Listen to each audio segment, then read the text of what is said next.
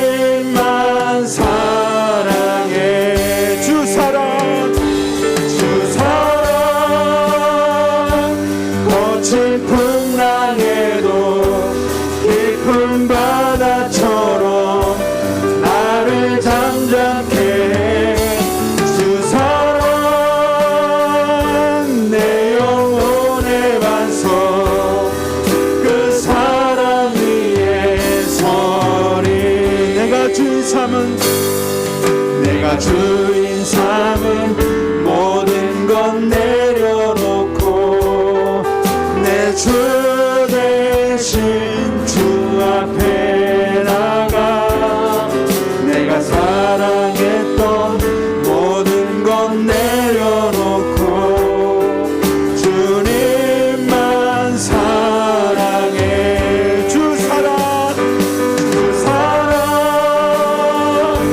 거친 풍랑에도 깊은 바다처럼 나를 잠잠케 주 사랑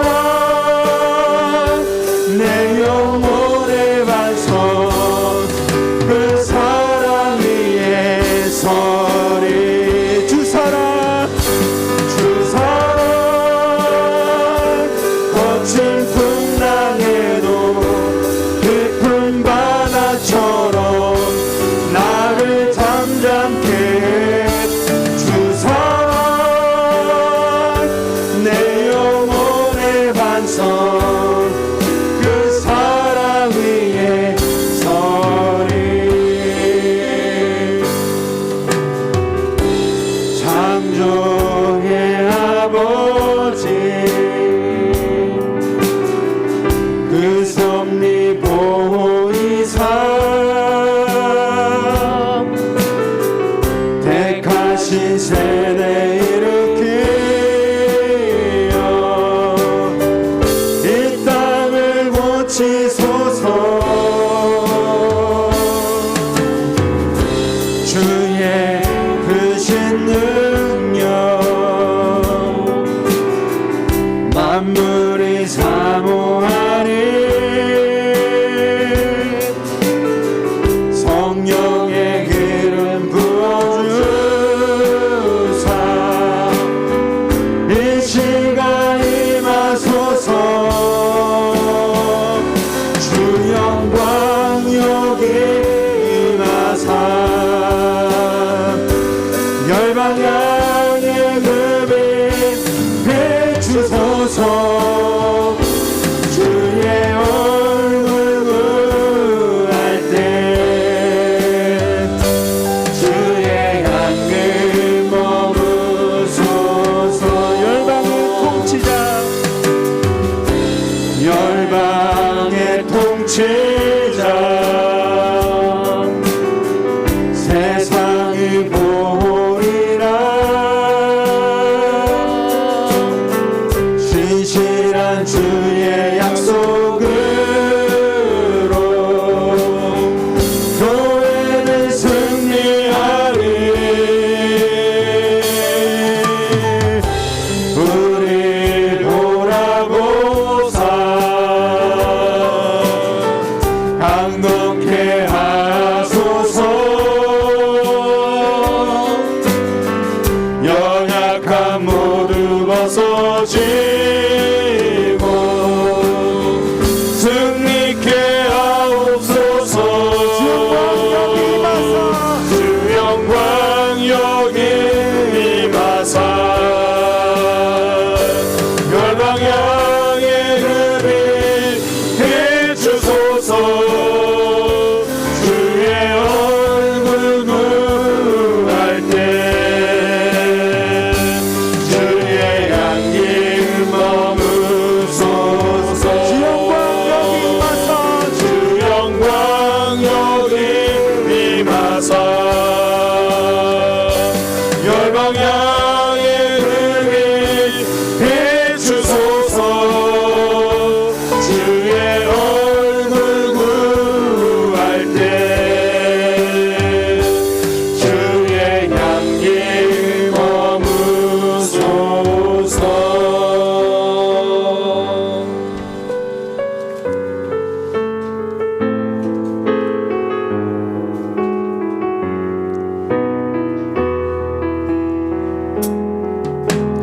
이 세상을 살아가는 동안에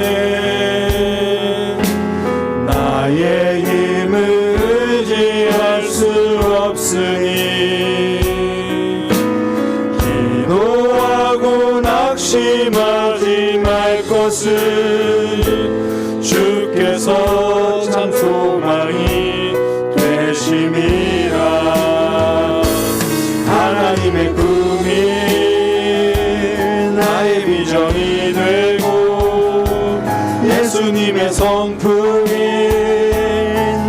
인격이 되고 성령님의 권능이 나의 능력이 되기 원하고 바라고 기도합니다.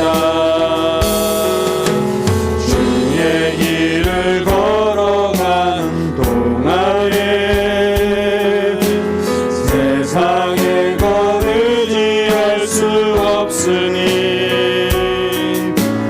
감사하고 낙심하지 말 것을 주께서 참 기쁨이 되시리라. 하나님의 꿈이 나의 비전이 되고 예수님의 성품이 나의 인격이 되고 성령님의 권능이 나의 능력이 되기 원하고 바라고 하나님의 꿈이 나의 비전이 되고 하나님의 꿈이 나의 비전이 되고 예수님의 성품이 나의 인격이 되고 성령님의 권능이 나의 능력이 되기 원하고 바라고 기도합니다. 우리 함께 기도해 주 앞에 나와 무릎 꿇고 늘 베푸시는 주 하늘을 향해 두 손 들고 하늘 문이 열리고 은혜의 비추기 이 땅 가득 내리도록 마침내 주 오셔서 의의 비추기 우리 함께 기도해. 우리 함께 기도해 주 앞에 나와 무릎 꿇고 늘 베푸시는 주 하늘을 향해 두 손 들고 하늘 문이 열리고 은혜의 비추기 이 땅 가득 내리도록 마침내 주 오셔서 의의 비추기 하늘 문이 열리고 은혜의 비추기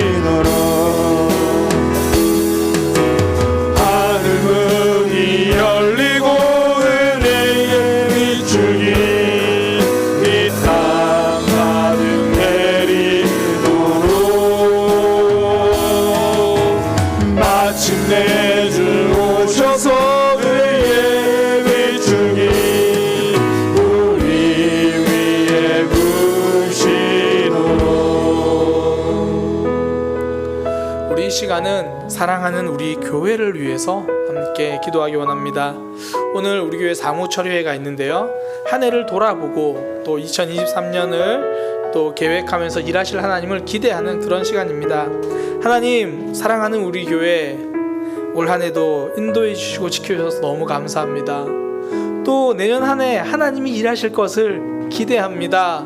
하나님, 우리 교회 늘 하나님 기뻐하시는 모습으로 설 수 있도록 주님께서 붙들어 주시고 인도하여 주옵소서. 그렇게 교회를 위해서 기도하고요, 예배하는 우리의 모습 하나님 온전히 하나님께 집중하는 예배자 되게 하여 주옵소서. 우리 그렇게 함께 기도하겠습니다. 하나님이 사랑하시는 우리 사랑의 교회를 위해서 기도합니다. 예수 그리스도께서 머리 대신 우리 사랑의 교회를 위해서 기도합니다. 하나님께서 올 한 해 지키시고 인도해 주셨습니다. 주님, 코로나 코로나 상황 가운데서도 주님 우리 지체들 한 사람 한 사람 붙들어 주셔서 믿음 붙들고 견디며 또 여기까지 오게 하셨습니다. 하나님의 은혜입니다. 많은 상황 가운데서도 하나님의 역사, 하나님의 은혜로 오늘까지 인도해 주셨으니 주님 그 사랑에 감사합니다. 또한 2023년 기대합니다. 하나님이 하실 일을 기대합니다. 우리를 통해서 펼쳐가실 하나님의 역사를 기대합니다. 주님 붙들어 주시고 인도하여 주옵소서. 하나님 오늘 예배를 위해서 기도합니다. 예배자가 되게 하여 주옵소서. 우리의 생각과 우리의 마음을 붙들어 주셔서 하나님께 집중하는, 하나님이 기뻐하시는 예배자가 되기 원하오니 우리의 생각, 우리의 마음 온전히 하나님만 바라볼 수 있도록 인도하여 주옵소서. 주님 옆에 섭니다. 주님을 기대합니다. 주님 인도하여 주옵소서. 하나님 함께하여 주옵소서.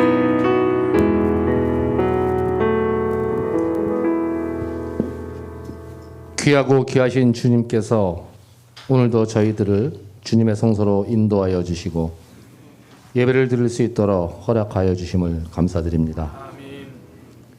2022년을 시작하는 송구영신 예배가 엊그제 같은데 벌써 한 해를 마무리하는 12월이 지나가고 있습니다. 새해를 시작하며 다짐하였던 모든 일들이 과연 하나님의 은혜로 이루어졌는지, 또한 하나님과 동행하였는지 뒤돌아봅니다. 오늘 우리 교회가 하려는 사무처리회와 김장도 기쁨으로 헌신하며 사랑의 교회가 함께 하나 되는 잔치의 자리가 되게 하여 주시옵소서. 주님께서 세우신 사랑의 교회가 오로지 주님만 바라보며 기도하고 찬양하며 남은 12월 한 달 동안 예배를 드리며 마칠 수 있도록 주님께서 함께 동행하여 주시옵소서. 2022년 한 해 동안 수고한 일꾼들의 머리에 기름을 부으시고 새로운 일꾼들에게는 성령 충만하며 맡으신 소명에 따라 혼신의 힘으로 일해 나갈 수 있도록 열정과 책임감을 채워 주시옵소서. 지금 이 시간 말씀을 전하시는 박명수 목사님, 성령의 능력으로 붙들어 주시고 생명의 말씀으로 우리의 영혼들을 깨우쳐 주시옵고 오늘 주시는 말씀을 통해 꼭 주님을 만나는 시간 되게 하여 주시며 세상 속에서 구별된 자로서 하나님의 영광을 선포하며 존귀한 자로 살게 하여 주시옵소서. 거룩한 주일 우리의 말과 행동이 거룩하게 하시며 주의 날을 기도와 찬양으로 마무리할 수 있도록 인도하여 주시옵소서. 항상 우리와 함께 하시며 평강의 길로 인도하시는 예수 그리스도의 이름으로 감사하며 기도합니다.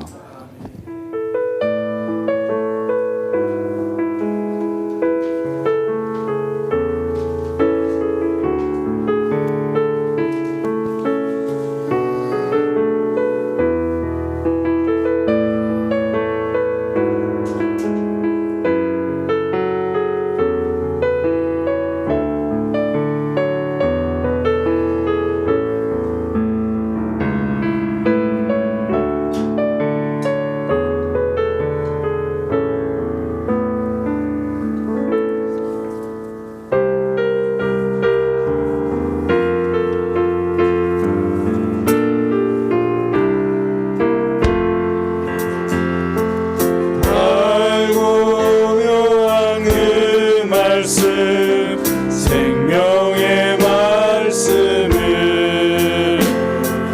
귀한 그 말씀 진실로 생명의 말씀이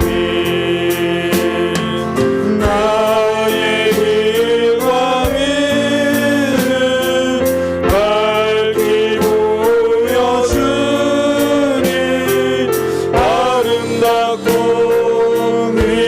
말씀 생명샘이로다 아름답고 귀한 말씀 생명샘이로다. 귀한 주님의 말씀은 내 노래 되도다. 모든 사람을 살리는 생명의 말씀은 합도 없이 넣어 생명 길을 가니 아름답고 귀한 말씀 생명샘이로다. 아름답고 귀한 말씀 생명샘이로다. 널리 울리어 퍼지는 생명의 말씀은 마음의 용서와 평안을 골고루 주나니 다만 예수 말씀 듣고 복을 받네. 아름답고 귀한 말씀 생명샘이로다. 아름답고 귀한 말씀 생명샘이로다.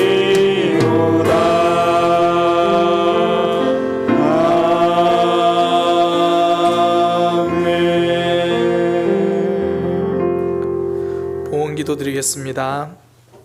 하나님, 오늘도 우리를 예배 자리로 불러주셔서 감사합니다. 주님께서 부르실 때 나올 수 있는 믿음과 마음과 건강 주셔서 감사합니다. 주님 앞에 예배하러 나오면서 또한 우리의 마음과 고백을 담아 물질을 드립니다. 주님께서 이 물질을 받으시고 이 물질이 쓰이는 곳곳마다 하나님의 사랑이 드러나고 하나님의 나라가 확장되는 역사가 있게 하여 주옵소서. 하나님, 이 땅을 살아갈 때 필요한 것들이 많이 있습니다. 주님께서 공급하여 주옵소서. 하늘 문을 열어 채워 주옵소서. 주님, 믿음의 삶을 살아갈 때에 물질 때문에 시험 들기도 합니다. 우리의 믿음을 붙들어 주셔서 흔들리지 않는 신앙 되도록 인도하여 주옵소서. 예수님의 이름으로 기도드립니다. 아멘. 교회 소식입니다. 예배에 참석하신 분들을 주님의 이름으로 환영합니다. 반갑습니다. 오늘 11시 예배, 오늘 이 예배 마치고 나면요 사무처리회가 있습니다. 한 해 우리 사랑의 교회 하나님 안에서 이렇게 왔습니다. 또 내년에 하나님을 기대하면서 또 이렇게 갈 겁니다. 이제 그런 내용들을 함께 나누게 될 건데요. 사무처리회 때 보통 우리가 이제 함께 또 일하심을 나누고 또 함께 뭐 의논할 것들이 있으면 의논하고 그렇게 합니다. 그래서 우리 교회 정관이 있는데요. 보통 교회 정관을 이제 수정할 때는 사무처리회나 또 뭐 정말 급하면 임시 사무처리를 소집하기도 하지만 보통 이렇게 이제 정례적으로 하는 사무처리회 때 교회 정관이 뭐 수정할 것이 있으면 수정하기도 합니다. 뭐 지금 저희가 많이 다듬어진 상태이긴 한데요. 교회 정관이 그 들어오시는 입구에 보면 아마 준비되어 있습니다. 그래서 정관 보시고 사무처리 하시면서 이 부분은 정말 좀 수정이 돼야 되는구나 또 생각되시는 거 있으시면 사무처리에 이제 기타 토의나 그 상황 때 또 말씀해 주시면 또 함께 의결해서 또 그렇게 진행하게 됩니다. 그래서 교회 정관 뒤쪽에 준비되어 있으니까요. 또 꼭 뭐 수정인을 위해서가 아니라 내가 그래도 우리 사랑의 교회 소속 교회인데 우리 교회 정관이 뭔지는 알아야겠다. 꼭 집에 들고 가시기 바랍니다. 넉넉하게 프린트해 놨거든요. 이렇게 보시면 됩니다. 그리고 사무처리회 마치고 우리 함께 교회 김장을 합니다. 사무처리회 모든 성도들이 참여하기 위해서 식당 봉사자도 다 참석하기 위해서 이제 김밥을 드리거든요. 그래서 여기서 김밥 먹고 또 사무처리회 마치고 올라가서 김장을 합니다. 그래서 김장에도 함께 동참해 주셔서 복되고 또 행복한 그런 시간 되기를 소망합니다. 우리 옆에 있는 지혜들과 함께 인사하겠습니다. 우리 교회는 하나님이 일하시는 교회입니다. 사랑의 교회는 하나님을 기대합니다. 하나님께 기도하고 있습니다. 함께 말씀 보도록 하겠습니다. 에스라 7장 1절에서 10절까지 말씀입니다. 에스라 7장 1절에서 10절까지 말씀입니다. 이일 후에 바사왕 아닥삭스다가 왕위에 있을 때에 에스라라 하는 자가 있으니라.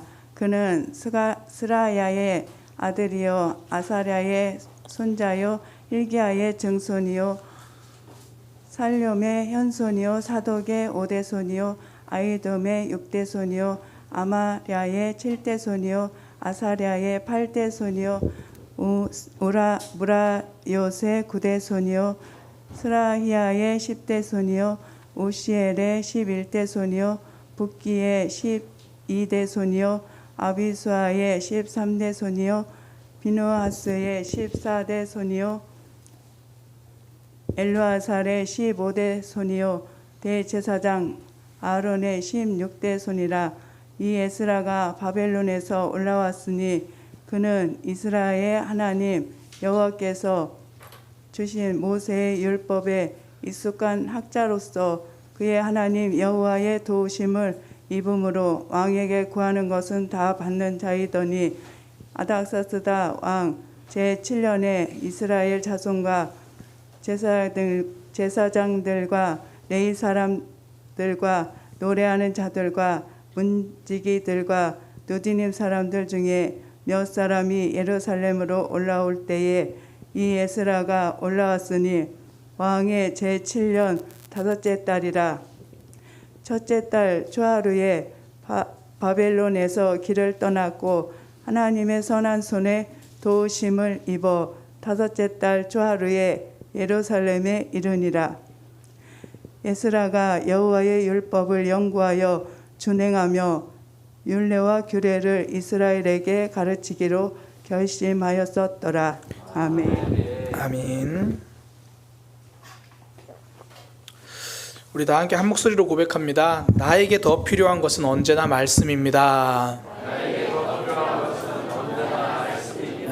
우리 한 번 더 고백하겠습니다. 나에게 더 필요한 것은 언제나 말씀입니다. 1960년 5월 11일에 아르헨티나에서 한 남성이 납치됩니다. 이 남성은요, 당시 자동차 공장에서 일을 하고 퇴근하는 길에 버스에서 내리는 중에 납치되거든요. 이 남성의 이름이 이 리카르도 클레멘트라는 사람인데, 이 리카르도 클레멘트를 납치한 곳은 다름이 아니라 이스라엘 첩보기관인 모사드입니다. 그러니까 모사드에서 이 사람을 납치한 거예요. 리카르도 클레멘트. 이 사람의 본명은 오토 아돌프 아이히만으로요, 600만 명이 넘는 유대인들을 학살하는 실무 책임자였습니다. 이스라엘 정보기관인 모사드는 이 사람을 체포해서요, 이스라엘로 데리고 왔고 예루살렘 이스라엘 법정에다가 세웁니다. 그래서 다음 해인 1961년 아이히만은 전 세계가 주목하는 가운데서 재판을 받는데요, 검사가 묻습니다. 당신의 죄를 인정합니까? 당신은 자신의 죄를 인정합니까? 이렇게 검사가 질문하니까 아이히만이 이렇게 대답을 해요. 저는 잘못이 없습니다. 단 한 사람도 제 손으로 죽이지 않았으니까요. 저는 죽이라는 명령을 직접 하지도 않았습니다. 그건 제 권한이 아니에요. 저는 그냥 시키는 대로 충실하게 실천한 한 사람이고 그냥 관리자였을 뿐입니다. 저는 억울합니다. 저는 남을 해치는 일에는 관심이 없습니다. 제가 관심이 있는 것은 제게 주어진, 맡겨진 일을 잘 해내는 것뿐입니다. 근데 실제로 이 말이 사실이에요. 아이히만은요, 수많은 사람들을 죽음으로 내몰았지만 자신이 살인에 동참한다는 생각을 하기보다는 그냥 내게 주어진 일, 내가 할 일이 유대인들을 수용소로 보내는 일이고 수용소에서 다 수용할 수 없으니까 최종 해결책이라고 하는 그들을 죽음으로 내모는 일에 나는 그냥 내 할 일을 최선을 다해서 했을 뿐이다. 그렇게 생각을 했던 거예요. 근데 주어진 상황에서 내가 인정받아야 되니까, 주어진 상황에서 나는 성공해야지, 그런 생각만 가지고 있었던 거예요. 실제로 이 아이히만의 재판을 다 보고요, 그걸 기록한 철학자 한나 아렌트가 이렇게 말을 했습니다. 아이히만이 끝까지 따르고 싶었던 것은 성공이었고, 아이히만이 생각하는 좋은 사회란 열심히 노력하면 성공할 수 있는 그런 사회가 아이히만은 좋은 사회라고 생각했다. 심지어 그 노력의 결과로요, 어떤 잔인한 일이 일어나는지는 생각하지도 않았던 거예요.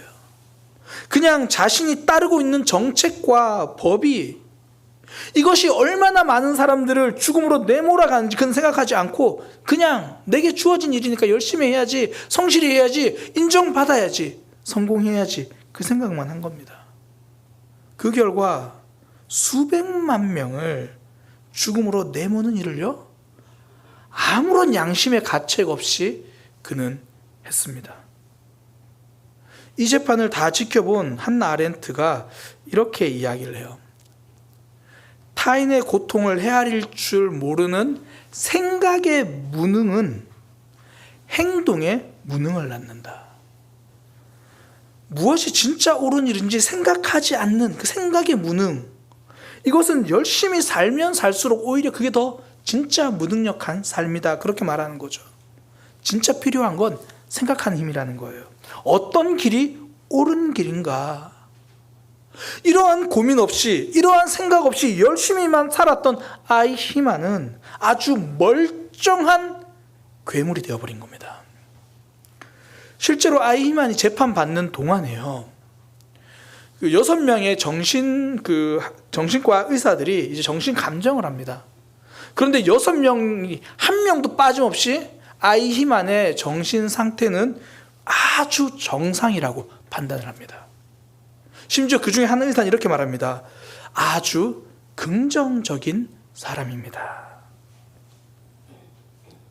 그 사람이 얼마나 긍정적인가, 얼마나 열심히 사는가, 사실 그것보다 더 중요한 건 지금 내 인생의 방향이 어디로 가고 있는가, 내가 계속 가고 있는 이 길이 정말 옳은 길인가, 그거죠. 기계나 로봇을 만들고 나면요, 진짜 중요한 건 프로그래밍이에요. 그 기계나 로봇이 어떻게 움직일 건지 그 프로그램을 해야 되거든요. 그 프로그램을 하지 않으면 아무리 정교한 기계, 아무리 힘센 로봇이라도 무용지물이에요.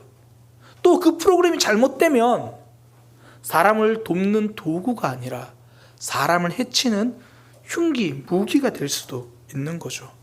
이런 프로그램을 소프트웨어라 그렇게 부르잖아요. 왜 컴퓨터 본체를 하드웨어라 부르고 그 안에 프로그램, 그걸 사용할 수 있도록 하는 그 프로그램을 소프트웨어라고 부릅니다. 좋은 기계, 좋은 하드웨어도 필요하지만 어떤 일을 해내려면 그 안에 소프트웨어가 좋아야 되는 거예요. 우리의 삶이 그래요. 내가 얼마나 겉으로 보기에 외적으로는 정말 괜찮은 삶처럼 보이고, 내가 외적으로는 주어진 삶을 잘 살고 긍정적으로 살고 열심히 사는 것, 그 모든 소프트웨어가 하드웨어가 번들어 보여도 내 인생 어디로 가고 있는지 그거 생각하지 못하면, 내 인생 어디로 가고 있는지 그 소프트웨어가 잘못되어 있으면 그건 길을 놓치는 삶이죠. 성도의 소프트웨어, 영적인 소프트웨어는 말씀이거든요. 내가 어떤 신앙인인가, 내가 어떤 길로 가고 있는가, 이걸 결정하는 것은 하나님의 말씀입니다. 우리는 사랑을 해야 한다고 이야기를 해요. 성도는 내가 왜 사랑하는가? 그러면 이렇게 대답합니다. 말씀 때문입니다. 근데 세상은 이렇게 이야기해요. 당신은 왜 사랑합니까? 감정 때문입니다. 그러니 감정이 상하면 사랑도 상합니다. 감정이 식으면 사랑할 이유를 찾지 못해요. 그게 내 방향성인 거예요. 그런데 성도는 말씀 때문에 사랑한다라고 이야기합니다. 그러니 내 감정이랑 상관없이 사랑하기 위해서 몸부림을 치는 거죠. 그게 나의 방향성, 그게 내가 움직여야 할 소프트웨어니까, 나를 끌고 가는 힘이니까. 어떤 길로 가야 하는가, 내 삶의 방향은 무엇인가? 사실 이거 엄청난 질문 같잖아요. 근데 굉장히 단순한 답이에요. 오늘 하루 하나님이 내 삶에서 무슨 말씀하시나 거기 집중하는 거예요. 하나님이 나에게 주신 말씀은 무엇인가 거기에 귀를 기울이는 거. 이게 성도의 영적인 소프트웨어거든요. 그래서 우리가 성경을 읽는 거잖아요. 그래서 우리가 말씀을 듣습니다. 말씀을 묵상하는 거죠. 그게 우리의 삶을 이끌어가는 프로그램이니까, 그것이 우리의 소프트웨어니까. 오늘 본문에 보면요, 에스라라고 하는 사람이 등장하는데 이 사람이 바로 말씀의 사람입니다. 성경에서 이 에스라를 이렇게 설명을 합니다. 6절에 보니까 율법에 익숙한 학자, 그러니까 말씀을 잘 아는 사람이라는 거예요. 10절에 보니까 여호와의 율법을 연구하고 준행하며 지키며 율례와 규례를 이스라엘에게 가르치기로 결심한 사람. 지금 하나님이 그런 사람을 이스라엘로 보내시려고 하는 거예요. 이스라엘 백성들이 하나님의 말씀을 알 수 있도록. 지금 이스라엘에게 필요한 건 다른 게 아니라 말씀이니까. 에스라 전에 사람들이 먼저 이스라엘로 가가지고 하나님의 성전을 지었습니다. 그리고 6월절도 지켰어요. 그리고 시간이 좀 지났습니다. 그러면 이제는 좀 유능한 행정관을 보내고 그것을 일으킬 수 있는 여러 다른 사람을 보낼 것 같은데, 하나님이 지목한 사람, 하나님이 지금 이스라엘이 필요하다고 결정한 사람은 말씀의 사람이에요. 말씀을 보낸 겁니다. 내 삶에, 우리 삶에 더 필요한 건 언제나 말씀이에요. 어떤 사람들은 내 삶에 지금 더 필요한 건 돈이라고 생각합니다. 지금 내 삶에 더 필요한 건 시간이라고 생각하고, 지금 깨어진 관계가 회복되는 게 더 급하다고 생각하고, 어쩌면 지금 무엇보다 건강이라고 생각합니다. 정말 중요하죠. 정말 필요합니다. 그럼에도 불구하고 우리 삶에 더 필요한 건 언제나 말씀입니다. 돌아보면요, 우리의 삶이 회복되었을 때를 생각해 보면 갑자기 돈이 생겨서 내 삶이 회복된 게 아니라, 관계가 더 잘 풀려가지고 회복된 게 아니라, 내가 들었던 말씀 때문에 힘을 내고, 내가 깨닫게 된 하나님의 말씀 때문에 다시 일어서게 되잖아요. 나는 돈이 문제인 줄 알았는데, 나는 관계가 문제인 줄 알았는데, 정작 내가 주저앉아있을 때 나를 일으킨 거는, 나를 새롭게 세워준 거는 주일에 하나님께서 나에게 주셨던 말씀, 주중에 읽었던 나에게 주신 그 말씀, 그것이 우리 삶을 일으킨 거죠. 우리 삶에 필요한 것들이 참 많습니다. 그러나 우리 삶에 언제나 더 필요한 건 말씀이에요. 지금 에스라 말씀은 성도님들이 이제 함께 구역에서 나누고 있는데, 한 분이 그런 이야기를 나누시더라고요. 이제 일하고 이제 일한 내용 때문에 이제 돈을 받아야 되는데 생각보다 그게 잘 안 나오는 거예요. 그러고 있는 중에서 같이 이제 그 일하는 쪽에서 요청을 하는 겁니다. 사실 지금 상황이 좀 여의치 않은데, 그래서 내가 당신은 건 챙겨줄 수 있겠다. 근데 대신 조건이 있다. 딴 사람한테 말하지 말고 당신이 나랑 일 좀 하자. 아무리 생각해도 나도 지금 돈이 급하긴 하지만 그래도 이건 아닌 것 같다. 내가 그 사람들이랑 신의를 저버릴 수는 없다. 그리고 그런 결정을 하고 주일날 와서 말씀을 들었는데, 그 말씀이 그 당시 제목이 아마 내 삶엔 하나님의 포석이 있습니다, 그거였는지, 당신의 기도는 거절되지 않았습니다, 그건지, 그걸 들으면서 그래, 내가 한 결정이 틀리지 않았구나. 후회 대신에 잘한 결정이구나. 말씀을 듣고 나니까 깨닫는 거예요. 내가 걷는 길의 방향이 분명해지는 거죠. 내가 걷는 길을 더 당당하게 걷는 거죠. 어떤 분은 말씀을 읽으면서 하나님이 주신 깨달음을 붙들고 있는데, 주일 설교 말씀을 들으면서 그래, 내가 너를 그렇게 붙들고 있다, 다시 한번 알려주는 거예요. 내 삶에 더 필요한 건, 나는 다른 건 줄 알았는데 결국 나를 세워가는 건 말씀인 거죠. 우리 삶에 더 필요한 건 언제나 말씀입니다. 그래서 지혜로운 성도는요, 지금 내 삶에 말씀이 부족하다는 것을 깨닫는 성도예요. 뭐 세계적으로 정말 유명한 철학자 중에 한 명이 소크라테스잖아요. 뭐 다른 철학자는 몰라도 우리가 소크라테스 이름은 들어봤으니까. 또 소크라테스 하면 뭐 너 자신을 알라. 뭐 소크라테스가 그런 이제 주로 소크라테스의 철학 내용이 그런 거다라고 이야기를 하는데, 여기서 말하는 그 너 자신을 알라는 건요, 너의 이름이 무엇인지, 너의 존재가 어떤 건지, 너의 지위가 어떤 건지, 너의 상황이 어떤 건지 이걸 알라는 뜻이 아니고요. 소크라테스가 강조하는 너 자신을 알라는 뭐냐면 네가 얼마나 무식한지를 알아라, 그 말이에요.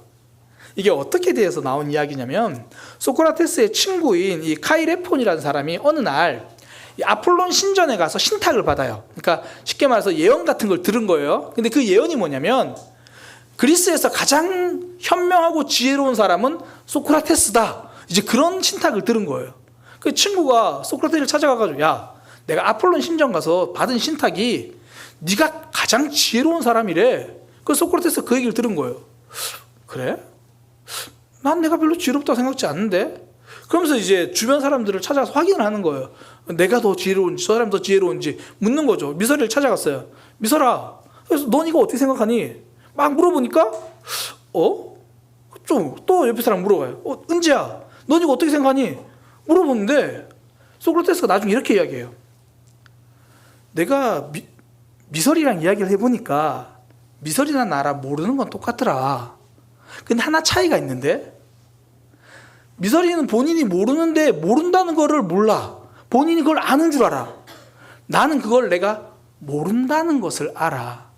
아, 다른 사람은 내가 뭘 모르는지도 모르고 아는 척 하는데 나는 내가 모른다는 걸 아니까 내가 더 지혜로운 거구나. 내가 지금 부족한 것이 무엇인지를 아는 것이 지혜입니다. 지금 내 삶의 말씀이 정말 부족하고 내 삶의 말씀이 언제나 간절히 채워져야 된다는 걸 깨닫는 것, 이게 지혜예요. 에스라는 이스라엘 백성들에게 말씀이 필요하다는 걸 알았거든요. 그래서 아닥사스다 왕에게 가서 요청을 합니다. 저를 이스라엘로 보내주세요.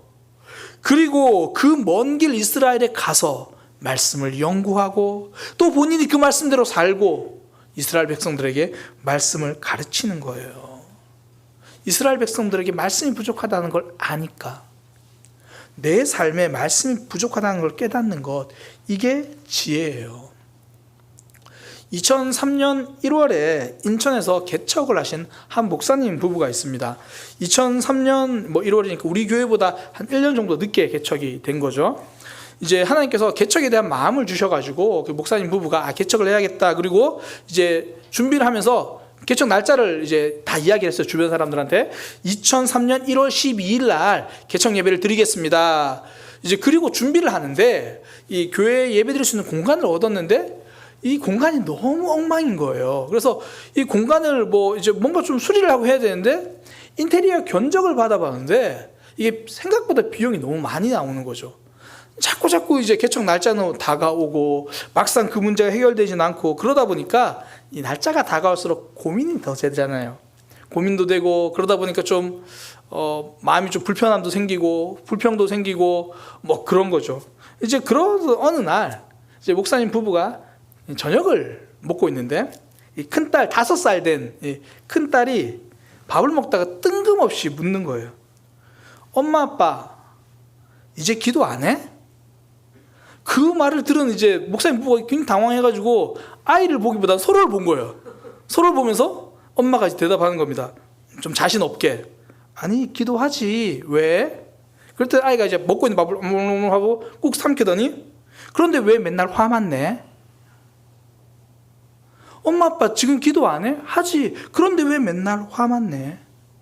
그 목사님 부부가 이건 하나님이 우리 딸의 입을 통해서 우리에게 주시는 말씀이구나. 누가 봐도 지금 분명히 돈이 없는 게 문제였습니다. 그러나 마음의 불평과 원망이 차오르는 것은 돈이 부족해서가 아니라 하나님의 말씀이 부족해서 그런 거구나.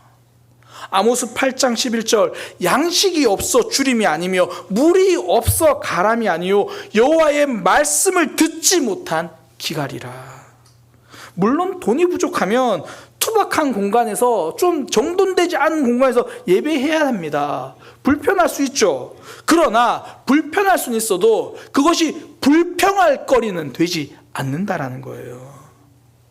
사단은요, 하나님과 멀어져 있는 삶, 말씀이 부족한 삶이 괜찮은 삶인 것처럼 이야기를 해요. 우리의 삶에서 다른 사람과 살짝 관계가 틀어지면 굉장히 마음 힘들어합니다. 그 사람과 좀 멀어지면 굉장히 신경 쓰고 마음 아파해요. 그런데 내가 지금 하나님과 멀어진 것에 대해서는 사단이 괜찮아라고 이야기를 해요. 그럴 수 있지 뭐. 지금 바쁘니까 좀 멀어질 수도 있지. 사람과에서는 한마디 말해도 마음 쓰게 만들면서 하나님의 말씀이 들리지 않고 말씀이 부족한 나에게 괜찮다라고 자꾸 그렇게 이야기를 하는 거죠. 그러다 보니까 수많은 말씀이 들려지고 수많은 말씀이 선포돼도 내가 듣는 말씀이 없는 거예요. 흔히 하는 말로 홍수 때 정작 마실 물이 없다고 이야기하잖아요. 물난리가 나서 거리에 물이 쏟아지는데 정작 식수는 귀한 거예요. 딱 오늘날 모습이죠. TV 틀어도 요즘 케이블 보면 뭐 CTS, CBS 뭐 설교가 계속 뭐 주구장창 나와요. 코로나 이후에 유튜브 딱 켜면 뭐 여기저기 말씀이 쏟아져 나옵니다. 뭐 설교집도 마찬가지죠. 뭐 카톡이나 SNS로 말씀이 계속 전달돼요. 정말 말씀의 홍수입니다.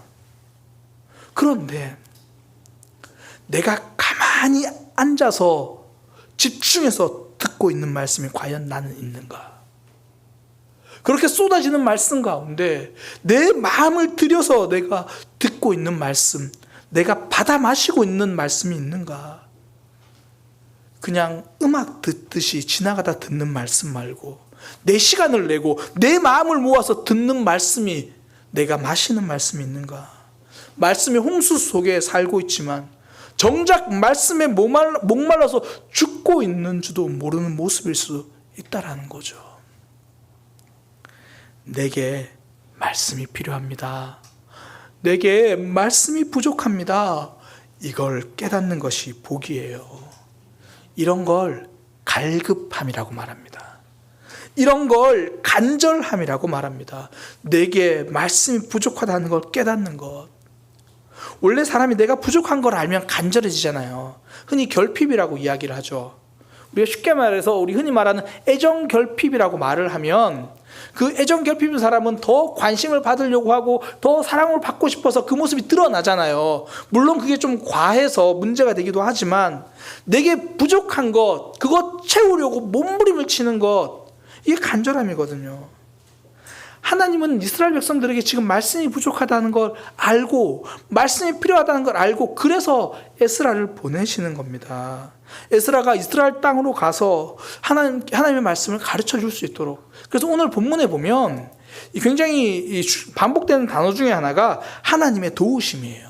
6절에 보면 하나님 여호와의 도우심을 입음으로 9절에 하나님의 선한 도우심을 입어 에스라를 이스라엘에 보내시려고 하나님이 손을 들어서 일을 하시는 거예요. 이스라엘의 말씀이 필요하니까 하나님이 보내시는 거죠. 우리 삶에도 마찬가지입니다. 말씀이 필요하니까 하나님은 우리를 말씀의 자리로 보내시는 거예요. 어떤 분들에게는 그게 주일 예배일 수 있고 어떤 분들에게는 그게 금요기도의 말씀일 수도 있고 특별히 이제 내년은 딱 시작하는 1월 1일이 주일입니다. 한 해를 시작하는 첫날 하나님 앞에 예배하고 시작하겠습니다. 그리고 우리는 특별 새벽 기도를 하잖아요. 하나님, 내 생각으로 살지 않고 말씀으로 살겠습니다. 내게 부족한 건 말씀입니다. 그 말씀 붙들고 연초로 시작하는 거죠. 한 해를 시작하는 겁니다. 우리에게 필요한 것, 하나님이 주시는 말씀의 자리에 대한 갈급함이죠. 시편 119편 131편 내가 주의 계명을 사모함으로 내가 입을 열고 헐떡였나이다.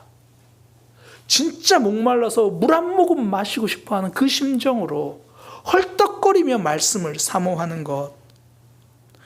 지금 우리 삶에 회복되어야 될 간절함이죠. 그 한때 이제 다니엘 학습법이라고 해서 아마 많은 분들이 우리 아실 거예요. 그 저자 김동환 목사님인데 이분이 다니엘 학습법을 이야기하면서 자주 하셨던 말씀이 뭐냐면 우리가 자녀들에게 이 국어가 중요하고 영어가 중요하고 수학이 중요하니까 다른 건 몰라도 국영수 학원은 보내더라. 필요하면 과외도 시키더라. 그런데 정작 말씀에 과외를 시키겠다는 부모는 내가 본 적이 없다. 다른 것에는 다 갈급한데 말씀에는 갈급하지 못하다. 이 말씀을 가지고 제가 목사님들과 함께 나누면서 그런 얘기를 했어요. 이야기하다가 국영수 과외는 정말 비싼데 교회 성경 공부는 공짜인데 신청하는 사람들이 이렇게 없다니. 우리 교회만 그런 건 아닌 것 같았어요. 요즘 초등학교 때부터 코딩을 가르쳐야 된다는 이야기를 많이 해요. 코딩이 이 컴퓨터 프로그램 짜는 거거든요. 뭐 스마트폰 어플 쓰시는 거 있잖아요. 그거 만드는 기술이니까 쉽게 말하면 코딩입니다. 그거를 가르쳐야 된다 그래요. 앞서가는 세대가 되기 위해서 코딩 교육이 필요합니다. 그러나 길을 잃지 않는 세대로 만들어내려면 말씀이 필요합니다. 자녀들만 그런 게 아니라 우리의 삶에서도요. 지금 연말이잖아요. 굉장히 분주하죠. 분주함을 쫓아가다 보면 항상 길을 잃을 때가 많아요. 그래서 우리는 이 연말에 더 말씀을 붙드는 거죠. 남은 이 연말 말씀 붙드는 삶이 되기를 소망합니다. 그리고 내년을 계획하고 준비하면서 먼저 말씀 붙들고 하나님이 원하시는 길을 걸어가는 믿음의 삶 되기를 소망합니다. 제가 서론에서요, 아돌프 아이히만이라는 사람에 대한 이야기를 했잖아요. 참 성실한 사람이었어요. 참 열심히 산 사람이었어요. 그런데 그 방향이 틀리니까 너무 악한 사람이 되어버린 거죠. 우리가 얼마나 긍정적인가, 얼마나 열심히 사는가, 그것보다 더 중요한 것은 지금 내가 걸어가고 있는 길이 하나님께서 기뻐하시는 선한 말씀의 길인가, 혹은 열심히 사는데 하나님과 반대로 가고 있는 길은 아닌가. 말씀을 통해서 삶의 방향을 발견하는 믿음의 삶 되기를 소망합니다. 우리에게 더 필요한 건 언제나 말씀이에요. 하나님, 오늘 그 말씀 앞에 서서 말씀 붙들고 살겠습니다. 우리 그런 고백으로 함께 찬양하기 원합니다. 오늘 이곳에 계신 성령님, 우리에게 말씀하시고 우리를 가르치소서. 닫힌 우리의 마음 열어주시고 주의 빛으로 밝혀주소서. 오늘 이곳에 계신 성령님, 우리에게 말씀하시고 우리를 가르치소서. 닫힌 우리 맘 열어주시고 주의 빛으로 밝혀 우리를 인도하소서. 주님보다 앞서지 않고 겸손하게 주님의 말씀 기다리니 주님 손에 우리 드립니다. 사랑으로 인도 주님보다 앞서지 않고 주님보다 앞서지 않고 겸손하게 주님의 말씀 기다리니 주님 손에 우리 드립니다. 사랑으로 인도. 오늘 이곳에 계신 성령님, 이곳에 계신 성령, 우리에게 말씀하시고 우리에게 말씀하시고 우리를 가르치소서. 닫힌 우리 마음 열어주시고 닫힌 우리 마음 열어주시고 주의 주로 밝혀 우릴 인도하소서. 주님보다 앞서지 않고 겸손하게 주님의 말씀 기다리니 주님 손에 우리 드립니다. 사랑으로 주님보다 앞서지 않고 주님보다 앞서지 않고 겸손하게 주님의 말씀 기다리니 주님 손에 우리 드립니다. 사랑으로 인도하소서. 우리 시간 함께 기도하기 원합니다. 우리의 지난 삶을 돌아보면 아마 어떤 분들은 경제적으로 넉넉했던 적이 한 번도 없는 그런 삶을 살아오신 그런 삶도 많을 거예요. 내 삶에 늘 돈이 필요했습니다. 그런데 다시 돌아보니까 돈도 늘 필요했지만 그것보다 내 삶에 더 필요했던 건 늘 하나님의 말씀이었습니다.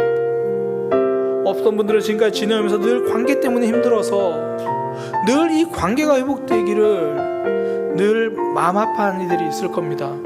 그런데 다시 돌아보니까 난 하나님과 저 멀리 거리 두고 있으면서 그 부분에 대해서 안타까워하지 못했던 우리의 모습일 수 있습니다. 하나님, 나에게 더 필요한 건 언제나 말씀입니다. 내가 더 채워야 될 것 많이 있지만 그것보다 먼저 말씀을 채워가는 삶이 되게 하여 주옵소서.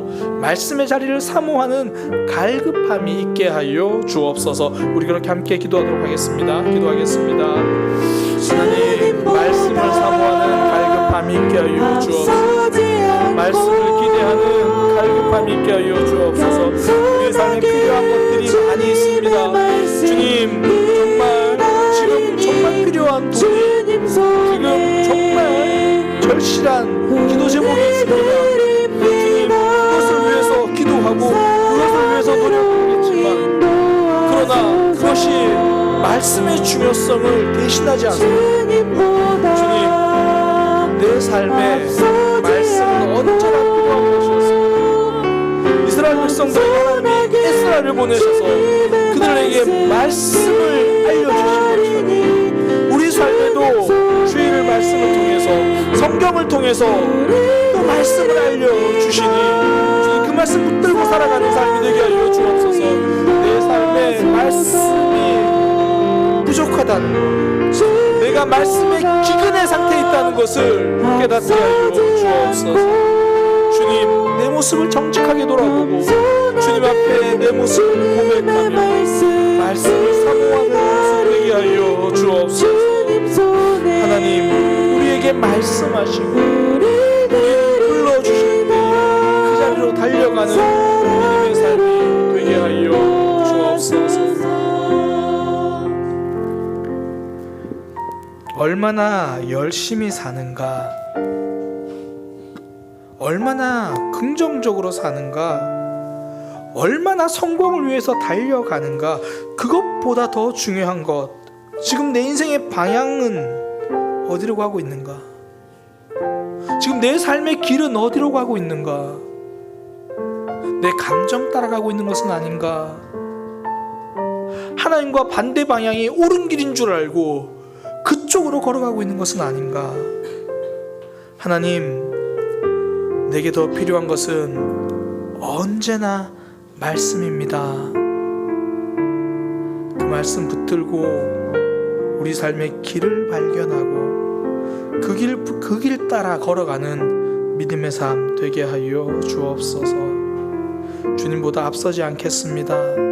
주님의 말씀을 듣겠습니다.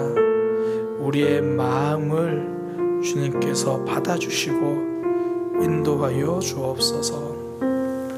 이제는 우리 주 예수 그리스도의 은혜와 하나님 아버지의 크신 사랑과 성령 하나님의 역사하심이 말씀을 사모하며 붙들고 살아가기를 다짐하는 모든 이들 위해 지금부터 영원까지 함께 하시기를 간절히 축원하옵나이다.